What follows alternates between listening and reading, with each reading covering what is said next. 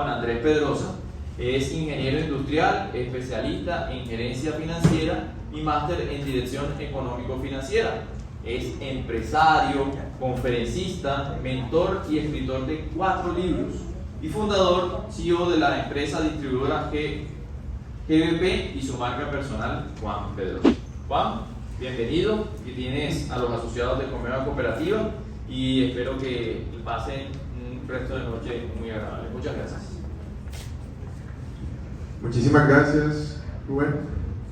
Gracias. Bueno, muy buenas noches para todos. Primero le doy las gracias a Dios y bueno, también a Comeva por permitirnos compartir acá en este espacio tan maravilloso con todos ustedes. En esta noche vamos a hablar sobre una conferencia que se llama El Poder de Prosperar, ¿cierto? Cuando ustedes escuchan esa palabra de prosperar, ¿qué se les viene a la mente? Plata. ¿Qué más? Progreso, éxito, ¿qué más? A ver. Subir de nivel, eso me gusta, ¿cierto? Pero entonces no es solo dinero, ¿cierto? No es solo plata, nada más. Es un conjunto de elementos, de cosas que nosotros podemos hacer para empezar a tener una vida de éxito, para empezar a progresar en todos los aspectos de nuestra vida. Y el dinero, obviamente, es uno de ellos. ¿Listo? Entonces, este es el eje temático, lo que vamos a ver a lo largo de la charla de esta noche. Lo primero es, ¿por qué existe el poder de prosperar? ¿Por qué existe este libro? ¿Por qué existe esta charla? El segundo punto es ¿qué es? ¿Cierto? ¿Qué es el poder de prosperar? Y el tercer punto es cómo podemos nosotros empezar a aplicarlo. ¿Listo? Y al final les tengo una sorpresita, así que estén muy pendientes de la charla. Ahí está mi cuenta de Instagram, me pueden seguir por ahí y al final va a haber una pequeña sorpresa. ¿Listo?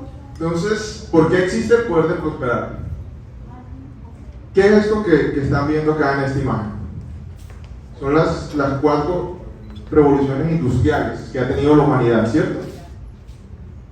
¿Ustedes sabían esto? Que ya estamos en la 4ª revolución industrial y que ya han habido 3 en el pasado. La primera revolución fue la del vapor, ¿cierto? Cuando estaban los ferrocarriles, cuando empezaba apenas a industrializarse la humanidad.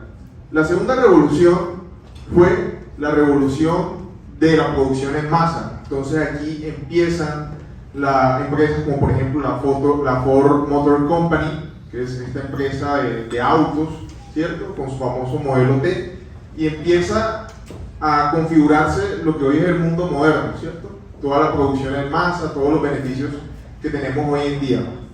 La tercera revolución se da por allá por 1970 y es la revolución de la tecnología, de la automatización, de los computadores, ¿cierto? Entonces ahí surge Microsoft, surge Apple y empiezan a transformar nuestra sociedad lo que son los ordenadores. Y la última revolución, que es la más reciente y que estamos en ese proceso todavía de transición, es la 4ª revolución industrial, que es la automatización y la conjunción de todas esas tecnologías. Es el Internet de las cosas. Y esto es un gran paso hacia el futuro, el que estamos dando en este momento. ¿Y cuál es el problema de estar en una revolución tecnológica como la que estamos viviendo en este momento? ¿Qué creen ustedes que puede ser tan riesgoso o peligroso para nosotros y también una gran oportunidad hacia el futuro? ¿Por qué creen que en este momento estamos en un periodo donde están esos 2 escenarios? Que alguien me diga algo, a ver, ¿qué se les ocurre? ¿Por qué puede ser peligroso en este momento que estemos atravesando esta era? Yo te digo, uno de los peligros es, uno, que se acaba la mano de obra. Se acaba la mano de obra, listo. ¿Qué más? En muchas áreas. Y la segunda es la adaptación, porque eso va lento, va progresando, y los que no pueden se quedan atrás, y los que pueden quedan ahí, y hay una brecha grandísima y crea conflictos de seguida en la sociedad. Exacto, entonces el problema de estar en este momento en la 4ª revolución industrial es que hay una cantidad de tecnologías nuevas y nosotros veníamos acostumbrados a una serie de procesos y de formas de hacer las cosas. Nos enseñaron a ser médicos, nos enseñaron a ser abogados, a ser ingenieros, y esas van a ser las profesiones del pasado. Las profesiones del futuro son otro tipo de profesiones. Entonces, por eso es que vemos la gran crisis que hay en este momento, donde muchos empleos se están perdiendo porque las empresas quieren ser más optimizadas en cuanto a sus costos y porque estas profesiones están siendo gradualmente desplazadas por la tecnología. ¿Listo? Entonces, ¿qué vemos, por ejemplo, en esta imagen? En el 2009, para tomar una foto aérea había un helicóptero y un camarógrafo. Ya en el 2019, apenas en 10 años, tenemos los drones y ya el camarógrafo y el piloto del helicóptero perdieron su trabajo, ¿cierto? ¿Qué tenemos por acá también? Esto de aquí. ¿Qué se le ocurre que es esto? Un carrito de mercado. Domicilio, ¿cierto? ¿Quién hace los domicilios hoy en día? Las personas, ¿cierto? A través de plataformas tecnológicas, Rappi y todo esto. Pero eso también se va a automatizar en el futuro. ¿Qué va a hacer de esas personas que en este momento están trabajando en eso? Uber, por ejemplo, ya el próximo año tiene pensado lanzar un carro volador. Lo que veíamos en las películas, en la ficción, ya existe. Y ya estas empresas están focalizadas en el futuro, que ya realmente es nuestro presente. Y todavía nosotros vivimos anclados de pronto al pasado, a la vieja forma de hacer las cosas, ¿cierto? Otro ejemplo es esto aquí, que es que Elon Musk, que es la persona más rica del mundo, va a lanzar también el Tesla Bot, que es un robot autómata que va a hacer las tareas cotidianas por nosotros. Entonces miren que muchas de las actividades, profesiones y cosas que hacemos en nuestro día a día están siendo parcial o totalmente automatizadas. Entonces la gran pregunta es, ¿qué va a ser de nosotros, cierto? Entonces lo que yo les decía ahorita, hay un peligro, pero también hay una oportunidad, porque hay toda una industria nueva que se está creando. El problema es que no estamos formados para esa industria y tenemos entonces que ponernos a la tarea de estar a la vanguardia de eso y meternos de lleno en esa cuarta revolución industrial. Pero ¿qué pasa? Que a veces nosotros nos quedamos anclados en el pasado, ¿cierto? Ustedes han visto esto acá en nuestro país, que Uber es ilegal, aunque funciona pues de manera por ahí por debajito, pero es ilegal.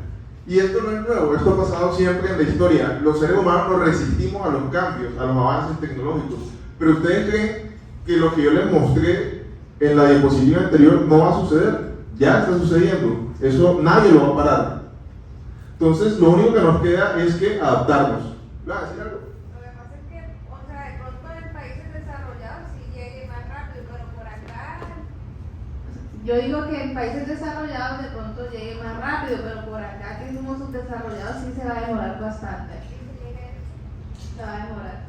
Ok. ¿Quién está de acuerdo con eso? Levanten la mano, a ver, ¿quién está de acuerdo? ¿Sí o no? ¿Sí? ¿Qué dice usted? En parte tiene razón la señora. Digamos que el desarrollo de la tecnología no llega a nosotros con la velocidad con que llega a otros países desarrollados. Correcto, ¿cierto? Se tarda un poquito más, pero de que llega, ¿cierto? En algún punto llega, se tardará 5 o 10 años más, pero llega un punto en que la tecnología nos alcanza. Hace 10, 15 años no había Rappi, no había Uber, no había este tipo de cosas. Ya en los países desarrollados estaban los primeros prototipos, pero ya nos alcanzó. Y esto en algún momento también nos va a alcanzar. Entonces, resistirnos no es como la mejor opción. Los animales que han sobrevivido, ¿qué tienen en común? Que se han adaptado, ¿cierto?, a los cambios. Han evolucionado conforme ha evolucionado su entorno. Ustedes no ven en las calles que a veces por los cables del teléfono hay como unas ardillitas que van ahí caminando. Se han adaptado al entorno de los humanos. Entonces nosotros tenemos que adaptarnos también. Y lo que les decía ahorita de la historia es que esto ya pasaba en el pasado. Cuando estaba la revolución, la segunda revolución industrial, que era la revolución de la automatización, cuando empezaban a surgir los primeros telares, por ejemplo, hubo un movimiento que se llamó el ludismo en Inglaterra, donde la gente que tejía se resistía a estas máquinas y las incendió, y hubo todo un movimiento. Pero eso al final se impuso, ¿cierto? Y estas personas no se adaptaron. Entonces, ¿qué sucede? Que hay una industria nueva, que es la industria 4.0, y nosotros tenemos que estar mirando hacia esta industria. ¿Por qué? Porque, según muchos expertos, el 40% de los empleos se van a perder en los próximos 15 años. Imagínense, el 40% de los empleos. En esta década, lo que va de aquí hasta el 2030, entre 400 y 800 millones de personas se van a quedar sin empleo, por todo lo que estamos hablando. Y el 85% de los trabajos disponibles que van a estar en el 2030 aún no se han inventado. Es decir, todavía hay mucho por explorar. Y esa es la gran oportunidad, ¿cierto? Entonces las oportunidades están aquí. Pero entonces yo sé que muchos de ustedes se estarán preguntando, bueno, yo vine a esta conferencia y van a darme malas noticias. Pues bueno, no es solamente malas noticias, también hay una gran oportunidad aquí. Y todos los que estamos aquí somos afortunados porque precisamente el poder de prosperar es una metodología que nos permite a nosotros prosperar en cualquier entorno, ante cualquier cambio, ante cualquier situación. Entonces vamos a ver unas cosas que nosotros podemos hacer para que esto no nos afecte tanto. ¿Listo? ¿Ustedes sabían esta noticia? ¿La habían escuchado? Que Lambda es una inteligencia artificial que hace poco decía que ella tenía conciencia. Esto se llama la singularidad, cuando ya las máquinas crean que tienen conciencia y empiezan a interactuar con los humanos. De hecho, es muy curioso este caso porque la persona, el programa, el algoritmo que hablaba con esta persona, con un ingeniero de Google, fue despedido porque él denunció esto, o sea, porque él habló esto públicamente, que el programa había cobrado conciencia, que tenía conciencia de sí mismo, que decía que tenía sentimientos, que tenía emociones, y de hecho fue tan lejos el tema que hasta pidió un abogado, la inteligencia artificial, que la representara. Entonces, a ese nivel hemos llegado. Entonces, las personas que todavía creemos, a veces no dimensionamos el punto en la historia en el cual estamos. Estamos en un punto de grandes avances tecnológicos. Y sumado a todo eso, también hay una gran crisis económica mundial que se cierra en el mundo. Hay un panorama muy complejo, ¿no? Y hoy en día hay una brecha muy grande entre las personas que están creando riqueza y el resto de las personas. Y la clase media está tendiendo a desaparecer por todos los avances tecnológicos, por el tema de las crisis económicas y por muchos otros aspectos.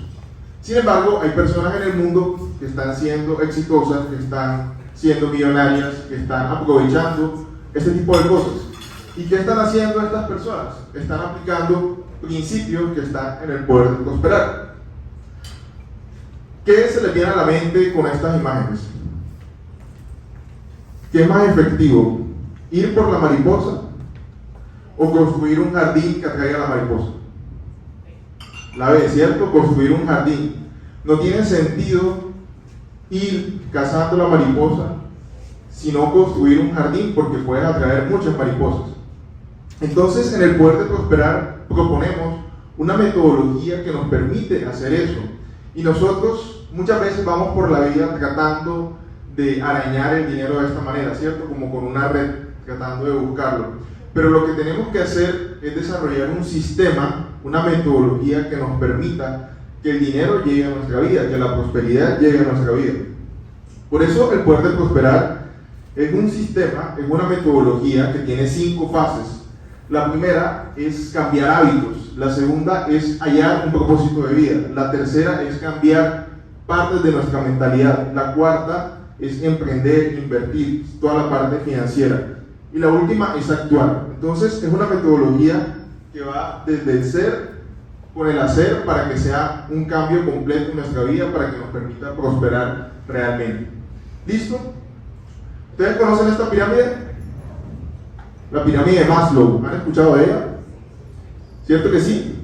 ¿Qué es lo que uno quiere en la vida? Uno está por acá abajo, ¿cierto? Tiene necesidades fisiológicas básicas, tiene necesidades de seguridad, de vivir en una vivienda cómoda, tiene necesidades sociales, de interactuar, de la pareja. Y la mayoría de las personas llegamos hasta el punto C, ¿cierto?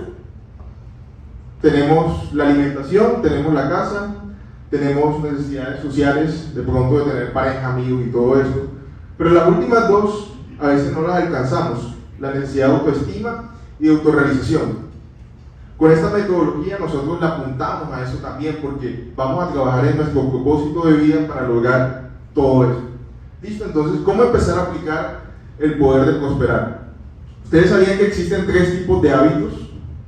Ahora, empecemos más bien preguntando ¿qué es un hábito? ¿Qué se les ocurre a ustedes que son los hábitos?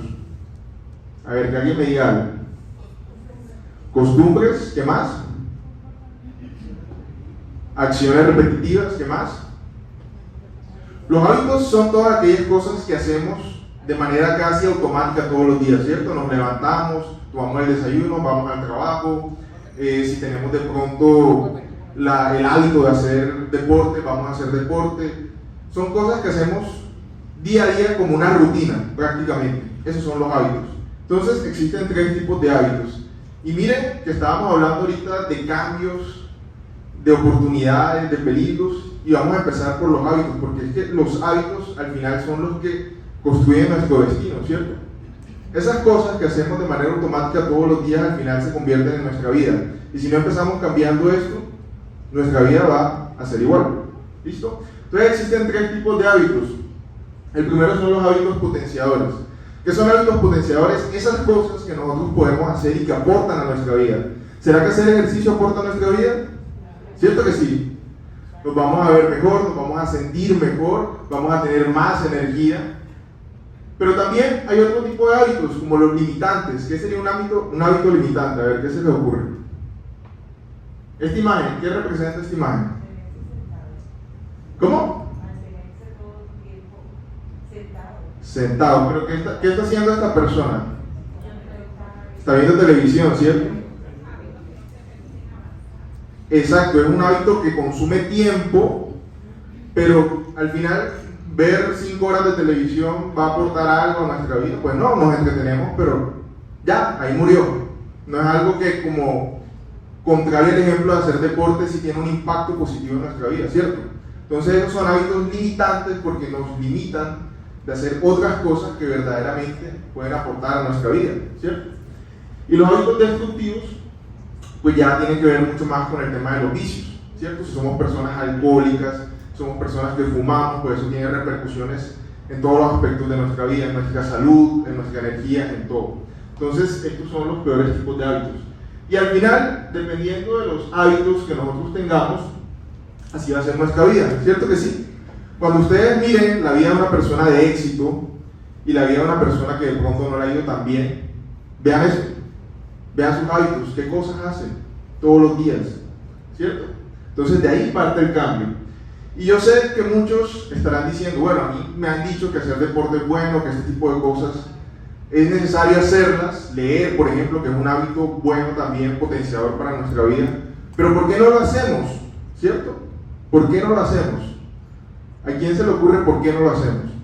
¿Por qué creen ustedes que nos dice alguien, un amigo o el conferencista que les está diciendo que hagan esto, pero no lo hacemos? ¿Por qué?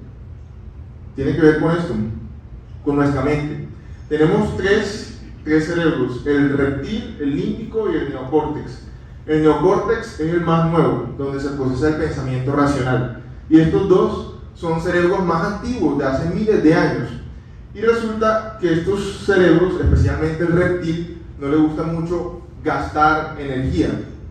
Y cuando nosotros nos ponemos un nuevo hábito, como ir al gimnasio, hacer ejercicio, o como leer todos los días, y como hacer ese tipo de cosas, sentimos que eso nos demanda mucha energía, ¿cierto que sí? No se siente chévere al principio, cuando uno quiere hacer un cambio en su vida. ¿A quién le ha pasado o no le ha pasado? ¿Cierto que sí? No se siente rico, no se siente bien. Es por eso. Entonces, hay un gran problema, y es que la mente subconsciente procesa 40 millones de bits por segundo. Si fuese una computadora, procesaría 40 millones de bits. Es muchísima información. Y la mente consciente apenas procesa 40 bits. Es como si fuese una calculadora de esas manuales y esto una supercomputadora. Y el problema es que los hábitos, la construcción de los hábitos, de las costumbres, están aquí. Entonces, ¿cómo podemos empezar a hackear y a cambiar eso? Empezando a construir un propósito. ¿Alguna vez se han preguntado eso? ¿Cuál es mi propósito? ¿Por qué estoy aquí? ¿Se lo han preguntado? ¿Sí?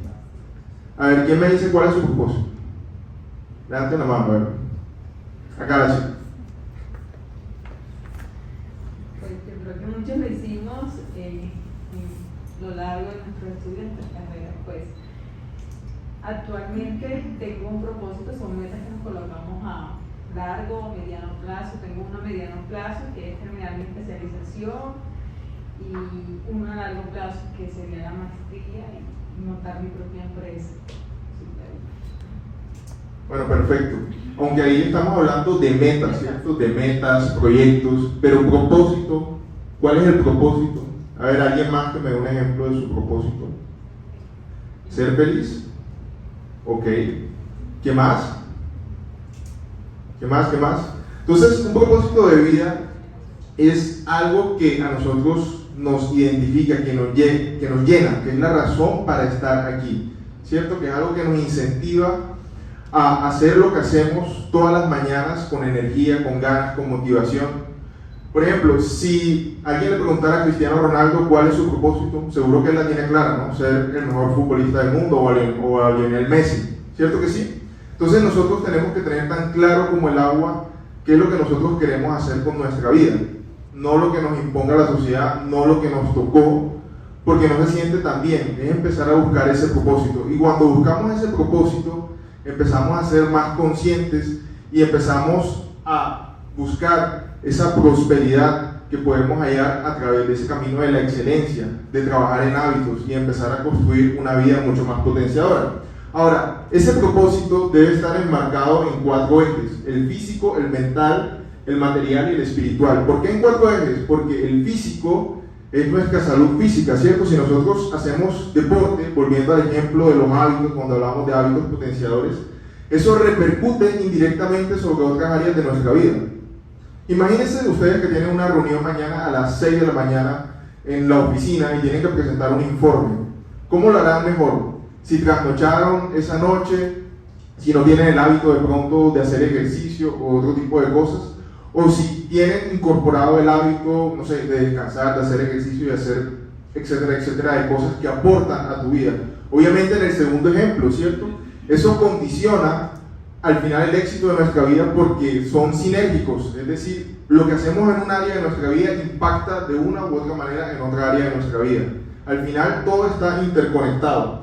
El eje material es el dinero, ¿cierto que sí? Si no tenemos dinero, ¿cómo nos vamos a sentir? ¿Felices? No.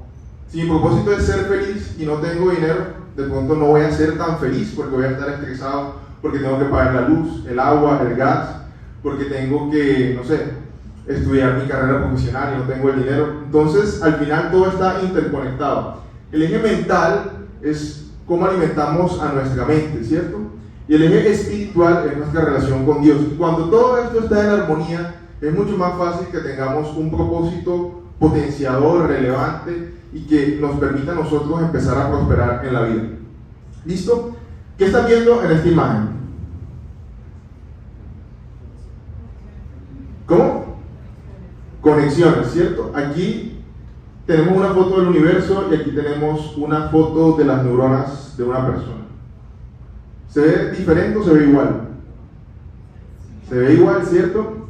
Solo que si yo no les pongo aquí los títulos, no sabrían distinguir cuál es cuál. Entonces, al final, el propósito de mostrarles esto es que nuestra mente es muy poderosa, que el universo es una mente y que nuestra mente es un universo capaz de concebir, de crear ideas y hacer muchísimas cosas. Entonces, si enmarcamos ese propósito de lo que nos motiva, de lo que nos alimenta todos los días a seguir adelante y a ir por más, seguramente vamos a ser exitosos en ese camino. Por eso es importante hacer una dieta mental. ¿Alguien les ha hablado acerca de esto? De preguntarnos qué es lo que, con qué alimentamos a nuestra mente. ¿Se ha preguntado alguna vez esto? ¿Sí o no?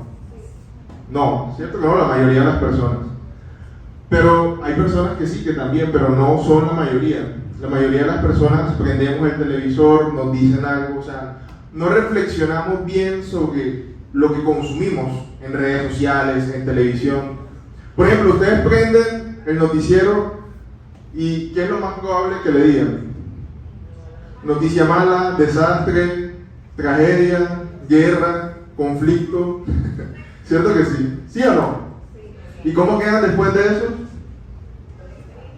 uno queda como triste, ¿cierto? Como desmoralizado, como agotado, como cargado, como pesado. Entonces, esos lastres no nos dejan a veces avanzar, aunque ustedes no lo crean. Entonces, es muy importante seleccionar también la información que consumimos, qué vemos, qué leemos, con qué alimentamos a nuestra mente, ¿cierto? ¿Qué arte vemos, por ejemplo, si nos gusta el arte? Y este tipo de cosas. La mente es importante, darle buena información a nuestra mente para que nuestra mente produzca buenas cosas. Ahora, con este tema de la mente, hay dos actitudes, ¿cierto? Ustedes saben un concepto que se llama el locus de control. El locus de control lo que quiere decir es si yo soy víctima o si yo estoy empoderado. Cuando yo digo que lo externo me afecta y yo no controlo ninguna de las cosas que pasan en mi vida, yo soy una marioneta, ¿sí o sí? Estas son las personas que uno les pregunta ¿cómo están? Y dice, ahí dándole, ahí en la lucha, ahí sobreviviendo. Son personas que no tienen como esa motivación y que son víctimas, ¿cierto? Tienen este pensamiento víctima de que todo lo que les pasa en la vida es el resultado de algo externo, pero nunca de un trabajo interno de ellos, nunca culpa de ellos. Y hay otro pensamiento que es cuando yo digo, yo controlo mi vida y todo lo que me pasa es una consecuencia directa de lo que yo hago. Cierto que son dos enfoques muy diferentes.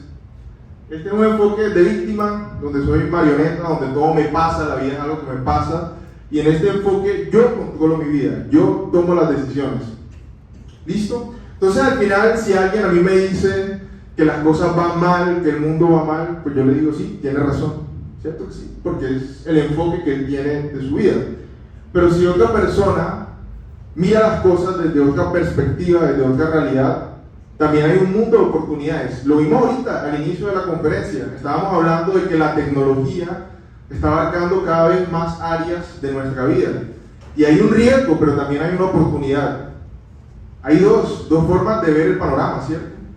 Estábamos hablando de una estadística de que el 85% de los empleos todavía no se han construido. Hay una gran área de oportunidad ahí. Entonces, uno tiene la opción de ver con qué realidad se queda.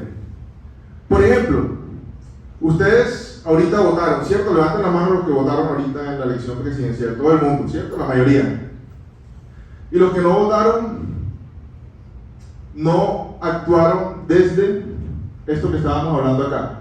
Hay mucha gente que critica y que dice, no, este político no, pero desde una perspectiva, desde el locus de control interno, ¿qué es lo único que puede hacer? Depositar un voto, ¿cierto? Es la única acción que nosotros podemos hacer para influir en una elección política. Pero hay mucha gente que de pronto dice y no deposita el voto, y hay gente que inclusive se ha peleado por un candidato y por el otro, pero al final la única acción que nosotros podemos hacer es depositar el voto. Entonces, cuando nosotros pensamos desde ese locus de control interno, nosotros tomamos el control de nuestra vida y podemos actuar de cierta manera para que influya de una manera exitosa en nuestra vida. ¿Listo? Entonces, aquí les voy a traer otro ejemplo. ¿Cuánta gente cree que somos muchos en el mundo? ¿Cierto? Nos han dicho eso, de que hay mucha gente en el mundo, ¿cierto? Desde hace mucho tiempo nos están diciendo esto.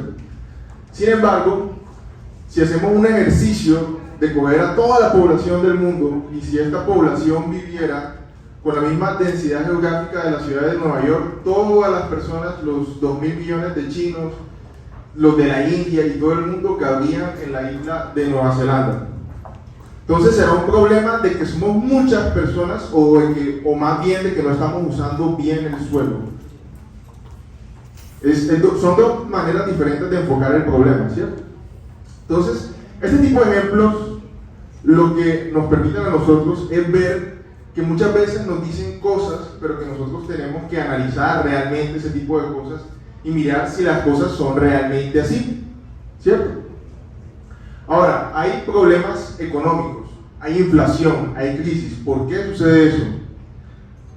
Ustedes sabían que antes en los billetes de acá de Colombia decía 2.000 pesos oro, 5.000 pesos oro, 10.000 pesos oro. ¿Por qué era eso? Porque antes la moneda estaba respaldada por oro, ¿cierto? Todo el dinero que había en circulación tenía un respaldo en oro en el banco. No podía haber un billete, una moneda en circulación, si no existía la cantidad equivalente de oro en el banco. Sin embargo, En 1971, Richard Nixon, el presidente de los Estados Unidos, rompió este patrón, el patrón oro. Entonces, el dinero que está en circulación actualmente ya no necesita tener respaldado su valor en oro. Y eso lo que generó desde esa época es la inflación. ¿Por qué? Porque los gobiernos ahora están facultados para imprimir dinero, y eso genera inflación. Y cuando hay inflación, hay un traslado de la riqueza, porque el salario no sube como sube la inflación, ¿cierto que sí? El salario sube poquito, o los ingresos que nosotros tenemos año a año suben poco. Sin embargo, la inflación sube muchísimo los productos. Entonces, $1.000.000 hace 10 años compraban muchísimas cosas más que hoy en día, ¿cierto que sí? Eso se debe a la inflación. Y cuando uno empieza a entender este tipo de conceptos, uno puede empezar a utilizar realmente lo que es el poder de prosperar. Nos han enseñado que la única manera de ganar dinero es esta, donde nosotros trabajamos, ganamos dinero, tenemos que pagar deudas y seguimos en este ciclo. ¿Listo? Entonces aquí tenemos un ingreso, pasivos, y de ahí se nos va el dinero. Sin embargo, hay otro enfoque, que es cuando nosotros empezamos a utilizar el enfoque financiero, cuando empezamos a invertir, cuando empezamos a ahorrar, cuando empezamos a hacer otras cosas y empezamos a comprar activos. Por ejemplo, si nosotros compramos una casa y la alquilamos, ¿sería un activo? Sí, porque ahí nos están pagando un arriendo y estamos teniendo un ingreso. Entonces es un ingreso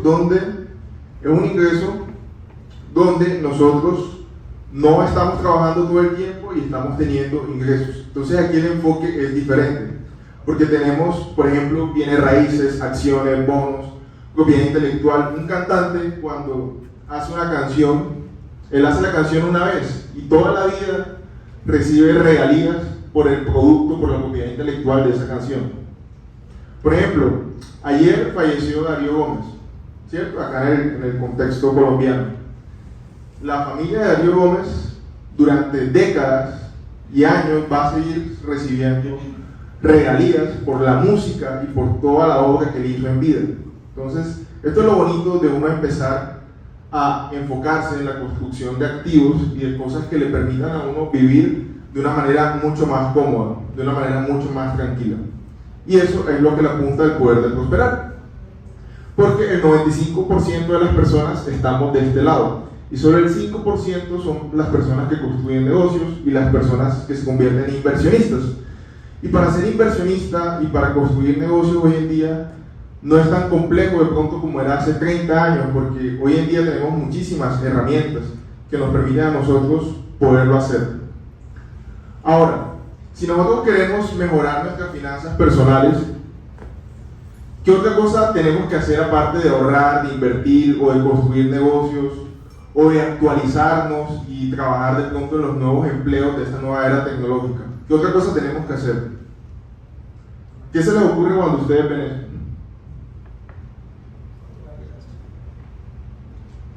¿Qué hay ahí? Publicidad, ¿cierto? Anuncios. Nos quieren vender cosas, ¿cierto? En eso se traduce eso. Miren todas las vallas que hay. Y esto se repite constantemente todos los días. Levanten la mano todas las personas que el día de hoy recibieron una oferta de que alguien les quería vender algo. En el correo, en el WhatsApp, en una llamada, pasaron por la calle y vieron un cartel publicitario. ¿Cierto que sí? En todos lados nos están tratando de vender cosas. ¿Se imaginan que ustedes les hicieran caso a todas esas ofertas? ¿Cómo nos quedaríamos? Como arruinados, ¿no? No nos alcanzaría para pagar todas esas deudas.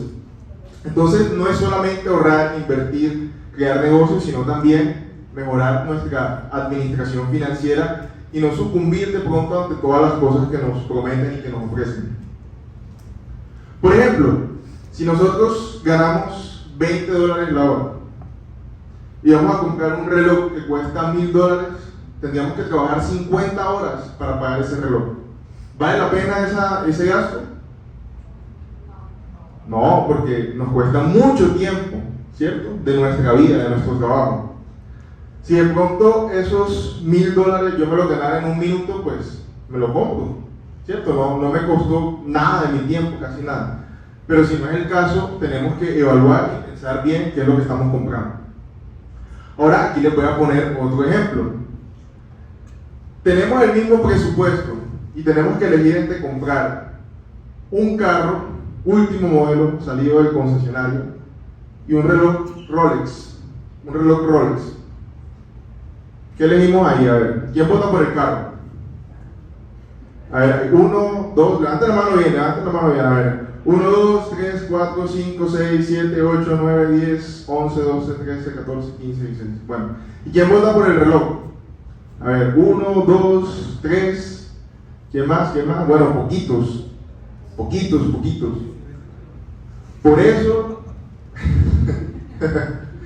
Por eso es que el 5% de las personas son las que son millonarias. Pero es un error muy común, ¿cierto? Yo ahorita les puse el ejemplo de un reloj y eso induce de pronto la confusión porque estamos viendo lo mismo, hay un reloj aquí. Pero ¿qué pasa con esto? Que el carro lo compramos, esto lo estamos analizando desde un punto de vista financiero, no desde la comodidad de yo tener un carro, ¿cierto? Sino cuál es la mejor inversión. Entonces si yo compro este carro, se evalúa, ¿cierto? Ya en 6 meses vale el 30% menos. Pero este reloj es un reloj precioso, tiene oro, tiene diamantes, es un reloj de colección, de pronto en 10 años vale lo mismo o vale más. De pronto se volvió un artículo coleccionable y voy a ganar dinero con él. Entonces miren que a veces comprar algo no es comprar lo más barato ni tampoco comprar lo más caro. ¿Ustedes por qué creen que las personas que tienen mucho dinero compran arte? ¿Será porque les gusta mucho Da Vinci, Miguel Ángel y todo esto? Por su valor, ¿cierto? También están especulando con el precio, lo ven como una inversión a largo plazo, así como comprar una casa, por ejemplo. ¿El señor iba a decir algo? Lo que pasa es que cuando tú haces la pregunta de que se compra si un vehículo o un reloj, pues yo lo contesto desde el punto de vista de qué es lo que yo necesito en el momento, ¿cierto? Porque si yo tengo por lo menos yo me muevo en medio de los bienes raíces, pues yo necesito un carro, porque aquí yo no puedo andar en bus porque no me rinde. Entonces para mí Robert, a pesar de que de pronto tenga todo eso que tú dices, para mí no es benéfico.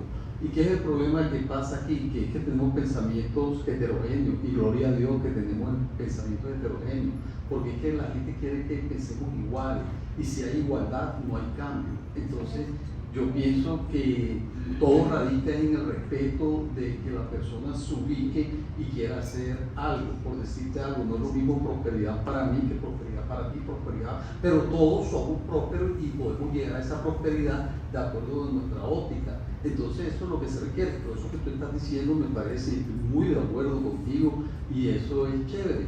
Y si nosotros miramos todo esto que estamos diciendo y lo transportamos al pasado, desde que estamos pequeños nos están hablando lo mismo, el padre rico, padre pobre, sale bastante de ese triángulo, pero lo importante, pienso yo, que es que estamos perdiendo algo que es el valor, el respeto, y ahí es donde está el problema de la sociedad, ¿cierto? En el respeto, tú decías algo de la espiritualidad, hay que tenerla, que crean en lo que quieran creer cada uno, pero tenemos que respetar, y ahí es donde está el problema, ¿cierto? Alguien piensa diferente a ti y ya somos enemigos, lo vimos en la política, en la familia. Así es, 100% de acuerdo. No, por eso les decía que era una pregunta con truco, ¿no?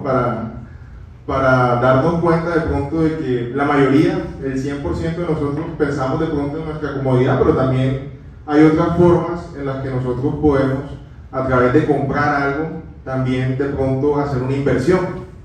¿Listo? Entonces, también otra cosa que nosotros fallamos a veces mucho es en vivir de apariencias. Ahorita en la intervención del Señor va muy enfocado con eso, ¿no? Con la espiritualidad, con el desarrollo de nuestra persona. A veces nosotros vivimos muy en función de la sociedad. Y las personas que tienen dinero a veces ni le paran bolas a esto. Miren a este señor, Steve Jobs, más de una década vistió con la misma camisa y el mismo outfit, la misma camisa y el mismo pantalón, y no le paró bolas. Nosotros a veces gastamos dinero en vanidad o en cosas tratando de complacer a los demás. Hay unos principios de la riqueza que son servir, crear valor, apalancamiento e innovación. ¿Qué quiere decir esto? Servir. Si nosotros servimos a la mayor cantidad de personas posibles, ¿vamos a tener o no vamos a tener más dinero? ¿Cierto que sí?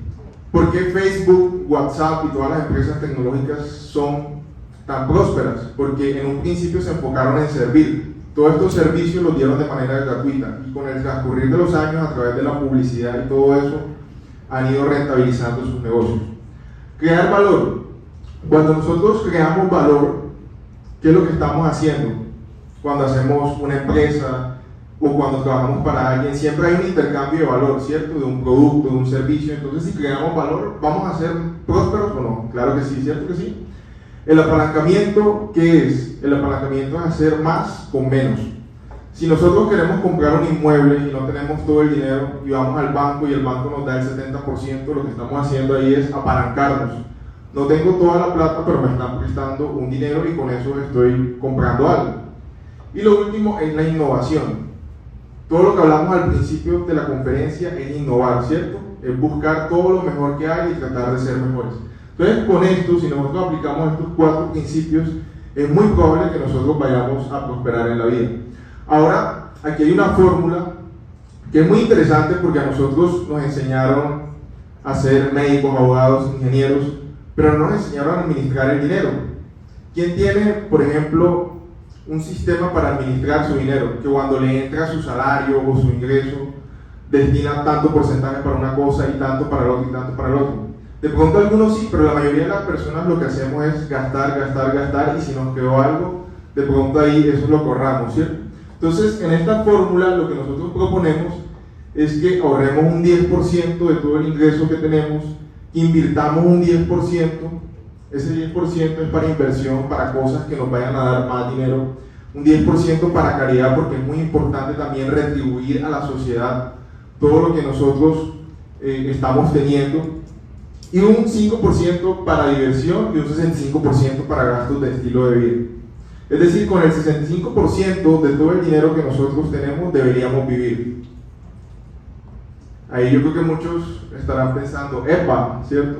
Vivir apenas con el 65% de todo el dinero que yo tengo es complicado, pero si nosotros empezamos a hacer esto, estamos sacando recursos para otras cosas, para ahorrar, para invertir, para la caridad, inclusive para la diversión. En este rubro del 5%, la idea es nosotros poder hacer cosas que nos estimulen a nosotros, como ir a un restaurante de pronto bueno, como irnos de viaje, ese tipo de cosas que a nosotros nos generan diversión. ¿Listo? Ahora hay un concepto importante que tenemos que conocer para alcanzar el éxito financiero, y es que hay 2 tipos de interés, el simple y el compuesto. El simple es una línea recta, ¿cierto? Y el compuesto es una curva. ¿Por qué el compuesto es una curva? Porque cuando nosotros utilizamos el interés compuesto, los intereses que tenemos los volvemos a reinvertir.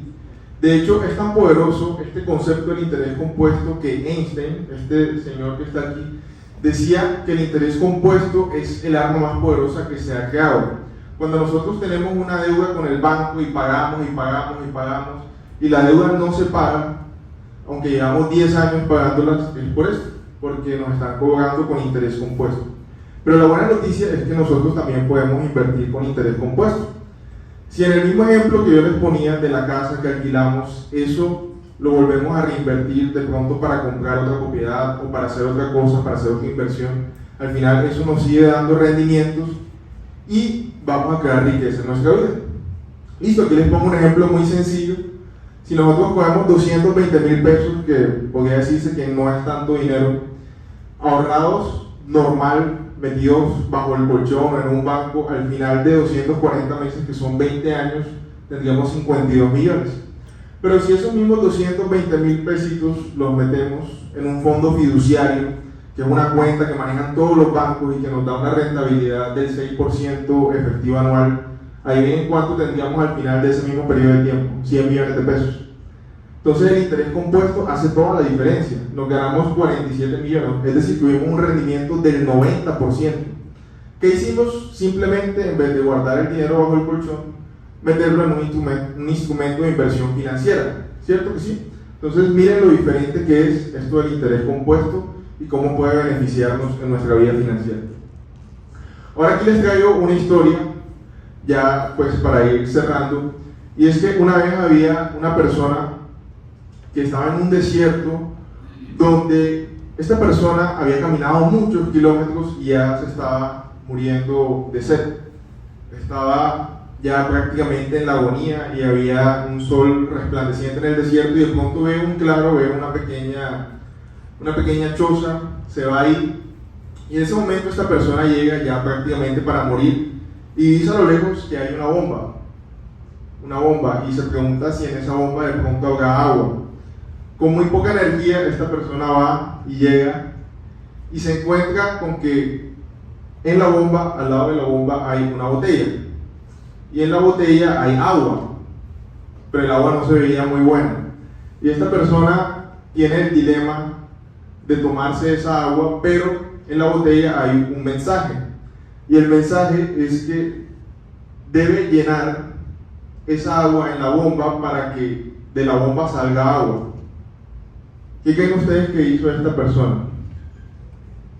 ¿O qué harían ustedes en esa situación? Están en medio del desierto, se encuentran con una botella que tiene agua, están muertos de sed, pero también hay una bomba, pero en la bomba tienen que echar todo el agua. Es un dilema difícil, ¿cierto? Porque si se toman el agua pueden calmar la sed de pronto, pero si la echan aquí, de pronto metiendo el agua aquí, de pronto bombeando puede salir más agua. Entonces es un dilema complejo. ¿Qué creen que hizo la persona? La persona con miedo, dudando, pues al final dijo, pues ya fue, vamos a echar el agua ahí a ver qué pasa. Entonces echó el agua y empezó a bombear y no salía nada. Y digo, bueno, ya me morí. la embarré. Pero siguió insistiendo y al final salió un flujito de agua pequeño y después otro poquito de agua y al final salió un manantial y se tomó como 4 vasos de la botella de agua y siguió tomando. Y al final él no se había dado cuenta, pero había otro mensaje en la botella, y es que él debía rellenar esa botella nuevamente para otro viajante, para otra persona que estuviera en esa misma situación. Y él le añadió una notica: crean que sí funciona, ¿cierto? Entonces, ¿cuál es el objetivo de esta historia? Que muchas veces nosotros estamos en una posición en la vida donde de pronto tenemos algo seguro y hay una oportunidad ahí, pero nosotros estamos de pronto en nuestra zona de confort, y mientras no salgamos de aquí no vamos a ver ese mundo de oportunidades que hay más allá. También una herramienta importante que podemos utilizar para avanzar en ese camino de la prosperidad es empezar a hacer nuestra lista de tareas, ¿cierto? Empezar a hacer un checklist de todas las cosas que a nosotros nos pueden impulsar por ese camino, empezar a planear. A veces intentamos hacer algo y nos quedamos con el plan A, pero el abecedario tiene hasta la Z, entonces seguir insistiendo, la perseverancia al final es premiada. En la Biblia, el primer pasaje de la Biblia dice: en el principio era el verbo era Dios, el verbo estaba con Dios y con Él, y por Él todas las cosas fueron hechas. Miren qué interesante. O sea, al final, si uno interpreta esto de manera literal, el verbo es Dios, es decir, la palabra, ¿cierto? Entonces, ¿cómo nos expresamos nosotros? A veces de manera pobre, ¿cierto? Lo que les decía ahorita, cuando uno saluda a una persona. En la lucha, ¿cómo estás? En la lucha, ¿cómo estás? Mal, pero usted no tiene la culpa. Este tipo de expresiones no nos llevan a ningún sitio. Empecemos cambiando nuestro lenguaje y nuestra realidad va a cambiar. ¿Listo? ¿Ustedes saben qué es esto? Los monitos del WhatsApp, les dicen por ahí. Pero esos son los 3 monos sabios, ¿cierto? Y esto viene del Japón, y lo que quiere decir realmente es que no veamos el mal, no escuchemos el mal y no hablemos el mal. Y si no hacemos eso, nos vamos a enfocar en el bien y en cosas constructivas en nuestra vida.